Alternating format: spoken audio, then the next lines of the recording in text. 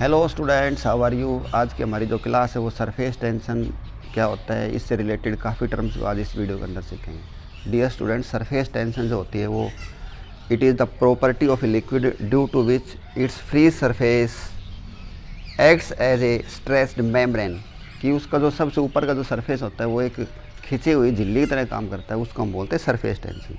जैसे इस डायग्राम के अंदर देखो, ये लिक्विड एट रेस्ट है।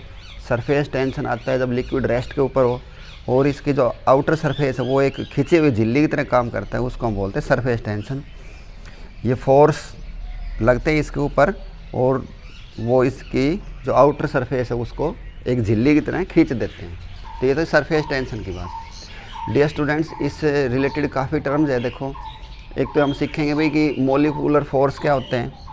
देखो, ये जो लिक्विड है ये मॉलिक्यूल्स का बना हुआ है, ये सारे मॉलिक्यूल्स हैं। तो ये मॉलिक्यूल्स जो हैं वो आपस में एक दूसरे को अट्रैक्ट करते हैं और उसको हम बोलते हैं मॉलिक्यूलर फोर्स। मॉलिक्यूलर जो फोर्स होता है, the force between the molecules of a substance is known as the molecular force. और मॉलिक्यूलर जो फोर्स होता है उसकी रेंज होती है 10⁻⁹ मीटर, इसको हम बोलते हैं मॉलिक्यूलर फोर्स।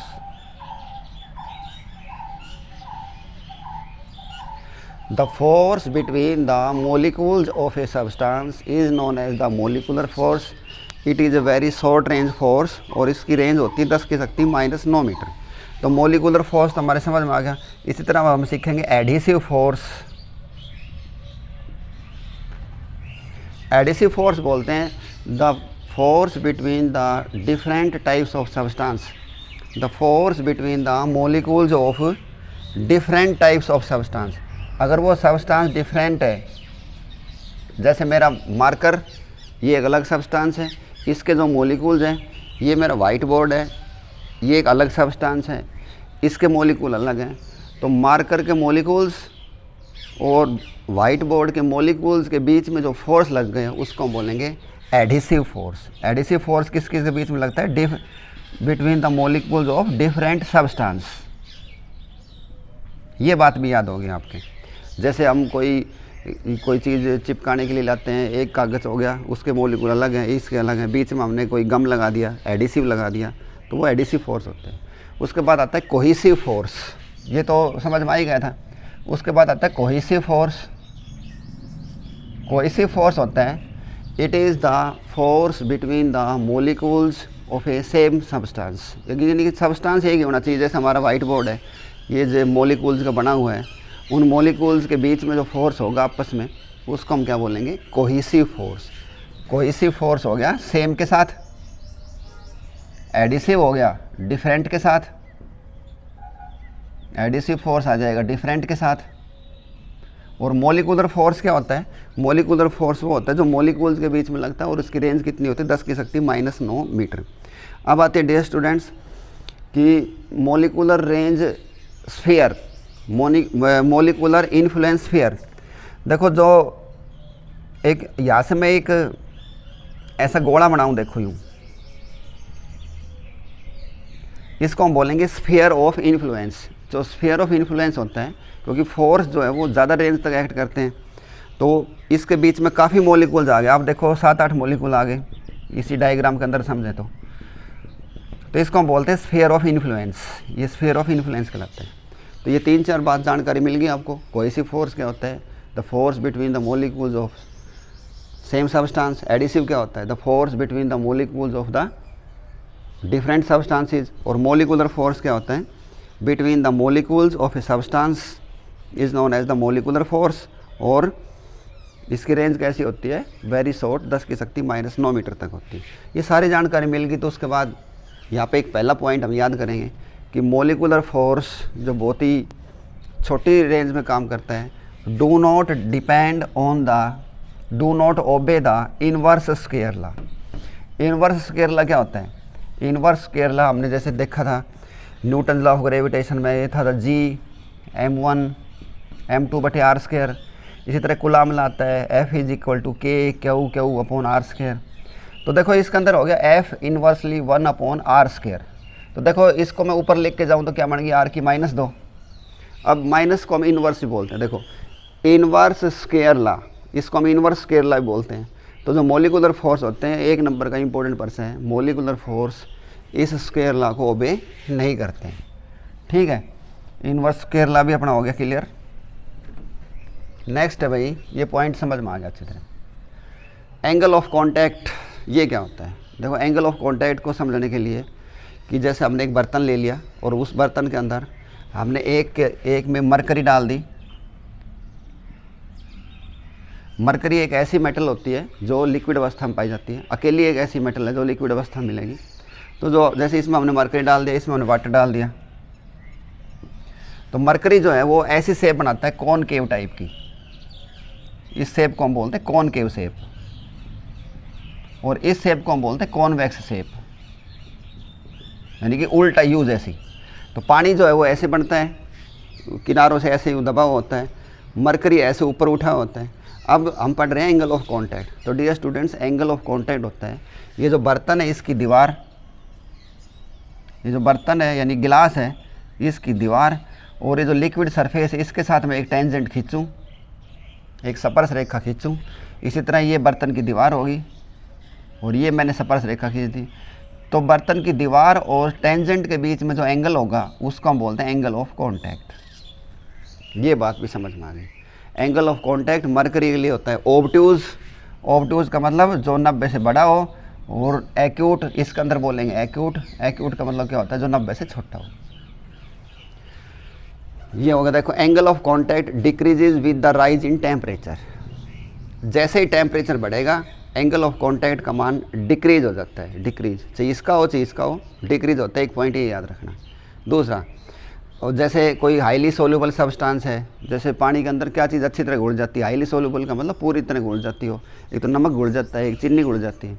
जो कम्प्लीटली घुल जाते हैं वो सरफेस टेंशन को इंक्रीज करते हैं। Increase is the surface tension. But sparingly soluble substance जैसे फिनॉल हो गया, पानी में जो नहीं घुलते हैं, जैसे सोप हो गया, साबुन जो है पानी में घुलता ज़रूर है लेकिन कम घुलता है, और डिटर्जेंट हो गया, तो वो सरफेस टेंशन को डिक्रीज कर देते हैं।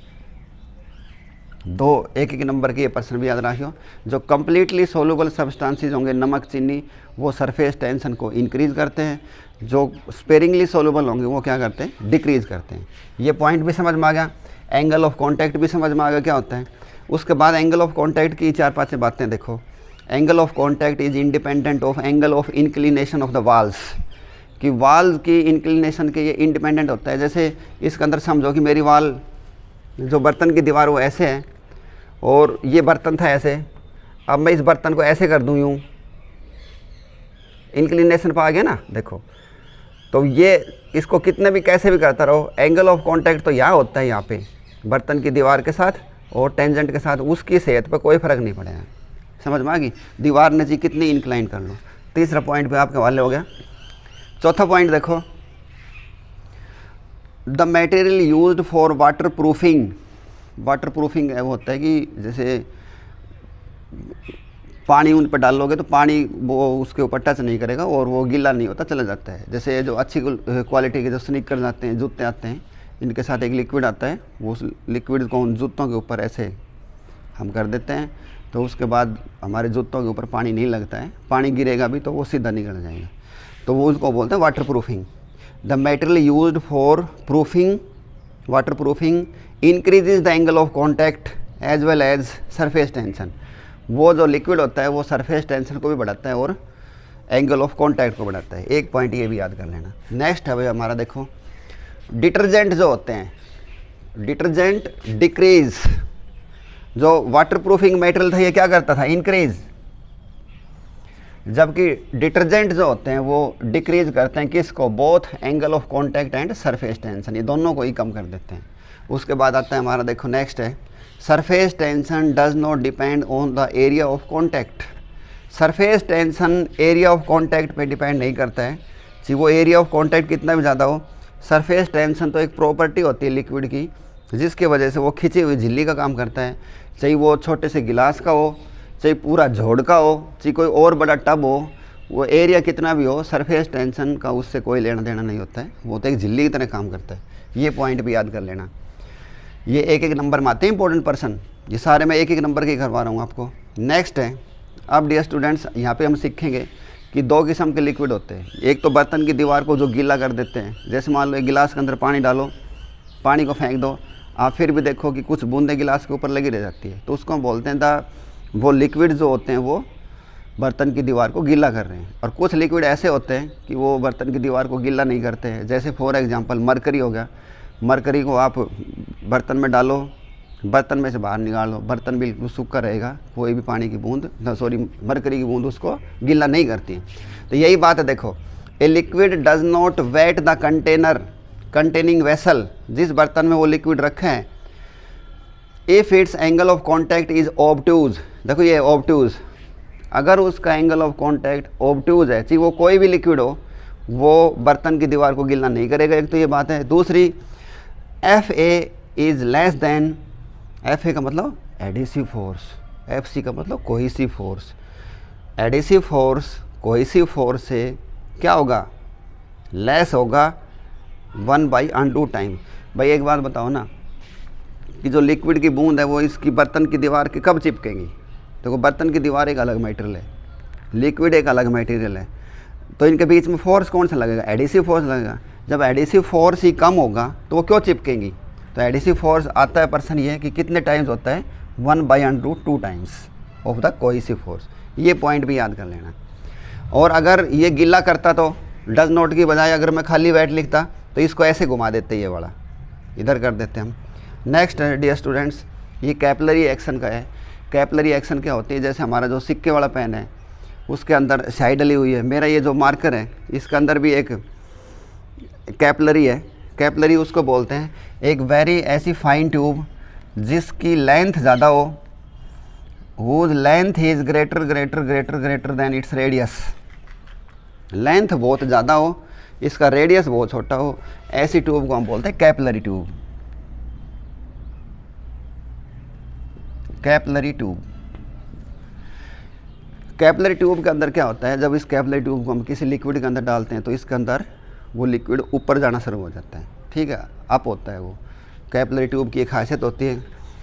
और जो हाइट होगी, height of liquid column in A capillary tube on the moon is 6 time that of earth. ये मैं अभी समझाऊंगा, पहले यहाँ पे देखो मैंने 2 डायग्राम बना रखे हैं।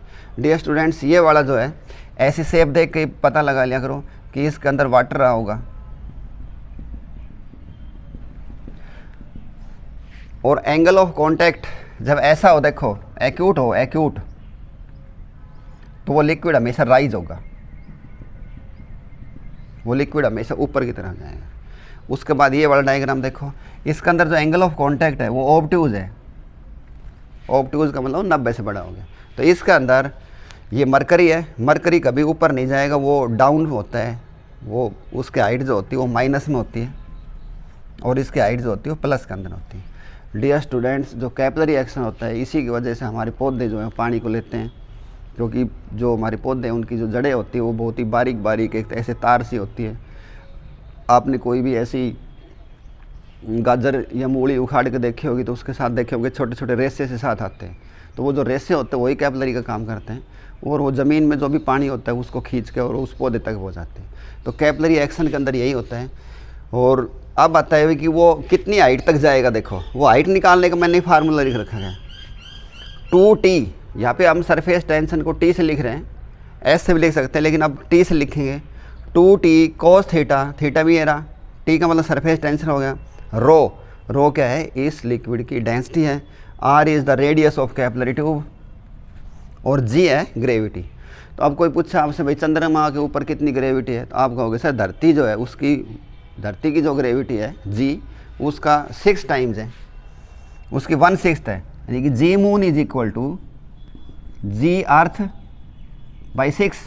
तो अब पर्सन पूछा है उसने कि भाई मून के ऊपर ये काम करें तो वो जो लिक्विड कितना होगा, moon is 6 times that of the earth. अब देखेंगे कैसे भी हम H मून निकालेंगे, तो यहाँ पे क्या करूँगा G6, क्योंकि जो मून की जो ग्रेविटी वही लिखूँगा, और मून की ग्रेविटी कितनी होती है, धरती की 1/6। तो अब ये 6 ऊपर नहीं चला जाएगा, देखो तो कितना हो जाएगा 6 टाइम।